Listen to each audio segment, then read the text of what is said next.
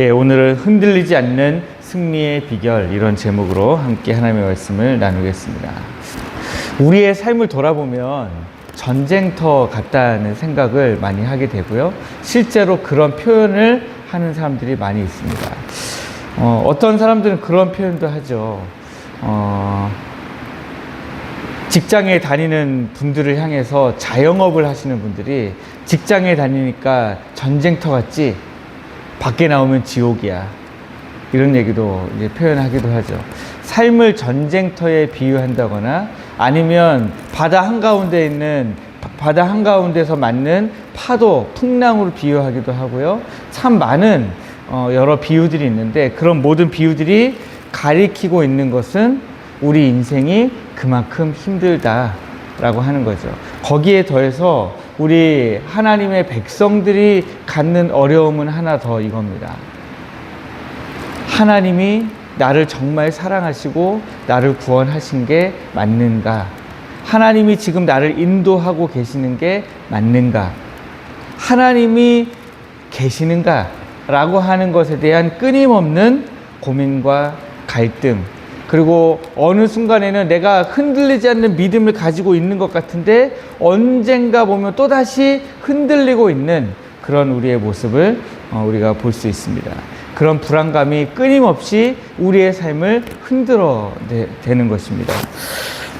특별히 오늘 21편 말씀은 제가 지난 주일에 마지막으로 살펴봤던 시편 20편 말씀하고 앞뒤로 연관이 있습니다. 시편 20편 말씀은 이제 전쟁에 나가기 전에 전쟁에 출정하면서 불렀던 노래라면, 21편은 전쟁이 끝나고 돌아와서 승리한 이후에 부르는 그런 노래입니다.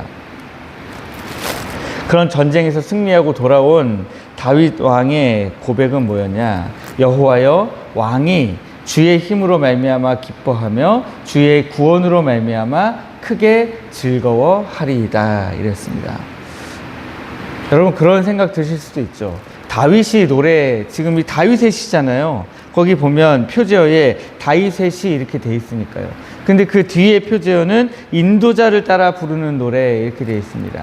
그러니까 다윗의 노래인데 이 다윗의 입장을 온 백성들이 지금 대신해서 하나님께 고백하는 그런 내용으로 이루어져 있는 겁니다.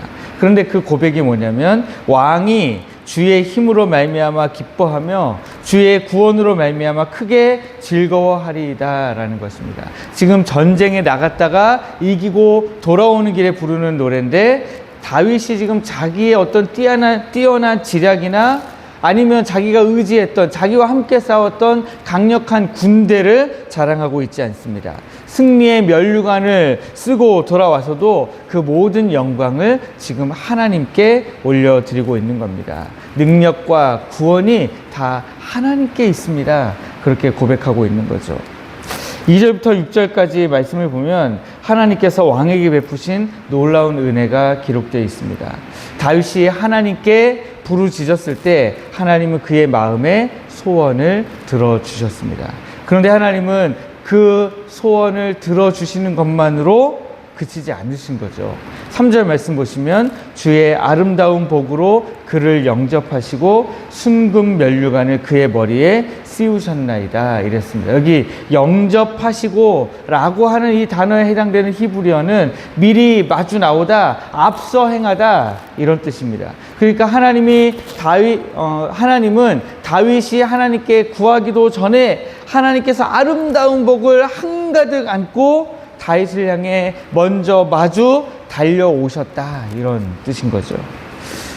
이런 것을 신학적으로 선제적 은혜다, 이렇게 이야기합니다. 우리가 자격이 있어서 하나님이 우리를 찾아와 주시는 것이 아니라, 하나님이 먼저, 우리가 자격이 없을 때부터 우리를 먼저 찾아와 주시는 은혜다라고 하는 것입니다. 마치 집 나간 탕자가 멀리서 아버지 집에 돌아가서 내가 품꾼으로라도 살아야 되겠다 할 때에, 아직 그 아들이 아들로서 자격을 회복하기도 전에, 그 아들이 아직 예복을 갖춰 있기도 전에 저 멀리서 아들의 그 모습만 보고도 아버지가 막 뛰어 나가서 그 아들을 어금맞게 안고 그 아들을 막 환영했던 것처럼 우리 주님이 우리를 향해서 그렇게 그 아버지처럼 우리를 맞아주시는 은혜가 바로 이 선제적 은혜인 것이죠.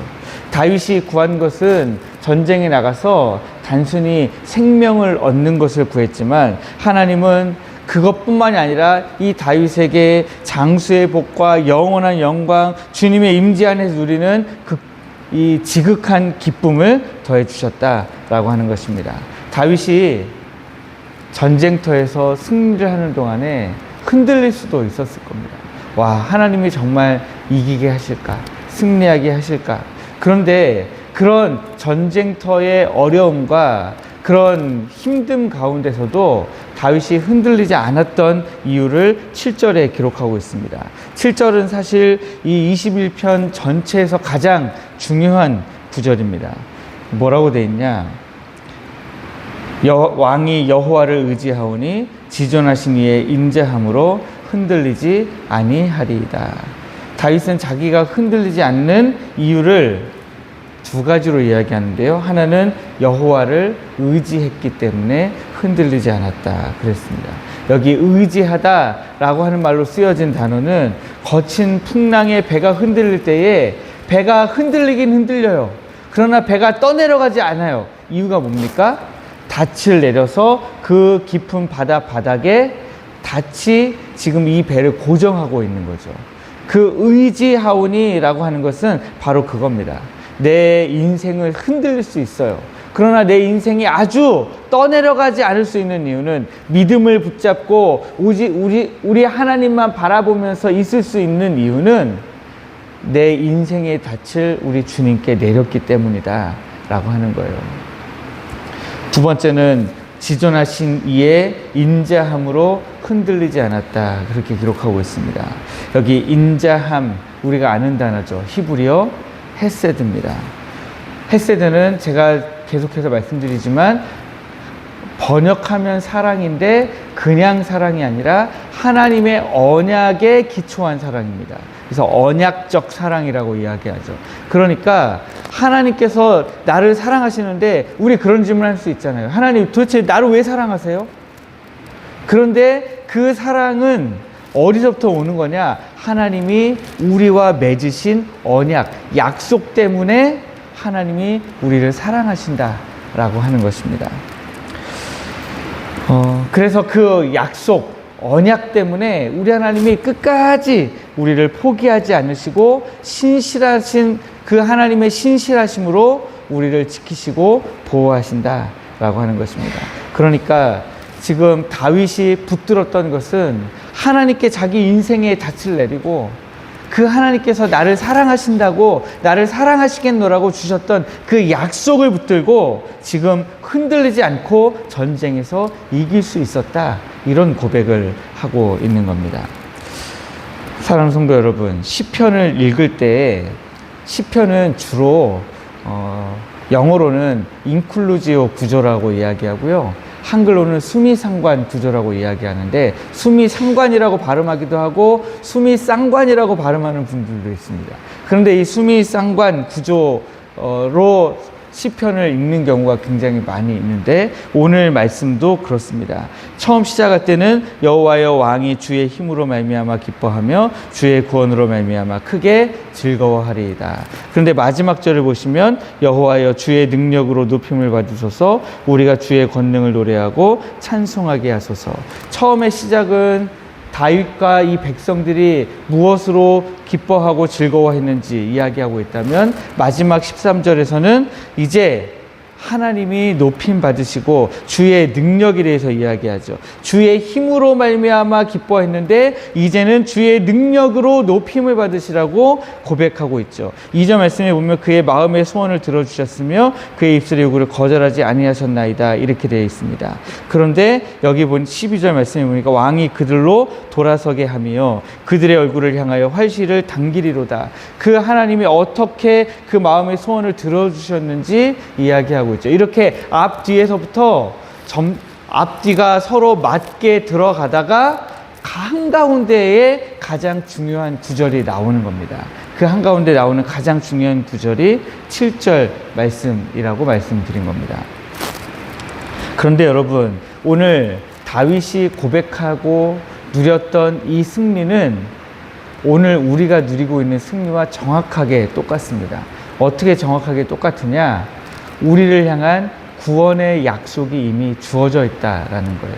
예수 그리스도께서 십자가에서 우리를 위하여 고난당하시고 죽으시고 다시 부활하심으로 말미암아 이미 승리하신 이후에 그 승리를 믿고 그 죽으심과 부활하심에 동참하는 자에게 하나님이 똑같이 승리를 주시겠다고 약속을 주셨습니다. 우리는 오늘 그 약속을 붙들고 흔들리지 않을 수 있는 겁니다. 그 약속에 우리 인생의 닻을 내려야 되는 겁니다.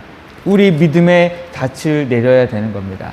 여러분, 살아가다 보면 우리가 예상한 대로, 우리가 기대한 대로 잘 흘러가지 않는 것을 볼 수 있습니다. 때로는 그렇게 잘 흘러갈 때도 있고요. 그러나 더 많은 경우에는 정말 내 뜻대로, 내 생각대로 되지 않는 경우가 많이 있습니다. 그럴 때에 여러분, 우리는요, 우리의 믿음이 증명이 되는 거예요. 그때에도 내가 여전히 믿음의 닻을 우리 주님께 내리고 있는가? 내가 그 약속, 하나님이 주신 그 약속을 내가 붙들고 있는가? 그때 증명되는 거죠. 그러므로 여러분, 오늘 기도하실 때에 그동안 여러분들을 흔들었던 악한 사단마귀의 괴계는 무엇입니까? 여러분들을 힘들게 하고 여러분들을 어렵게 했던 것은 무엇입니까? 그런 가운데서 이제 오늘 우리 하나님께 닻을 내리고 우리 하나님 주신 약속의 말씀을 붙드시는 은혜가 있기를 주님의 이름으로 축복합니다. 그래서 여러분들을 영접하기 위해 먼저 선제적으로 달려나오시는 우리 주님의 은혜, 그 가운데 우리 하나님이 주시는 그 언약적 사랑을 여러분들이 온전히 받아 누리시는 이 아침 되시기를 주님의 이름으로 축복합니다.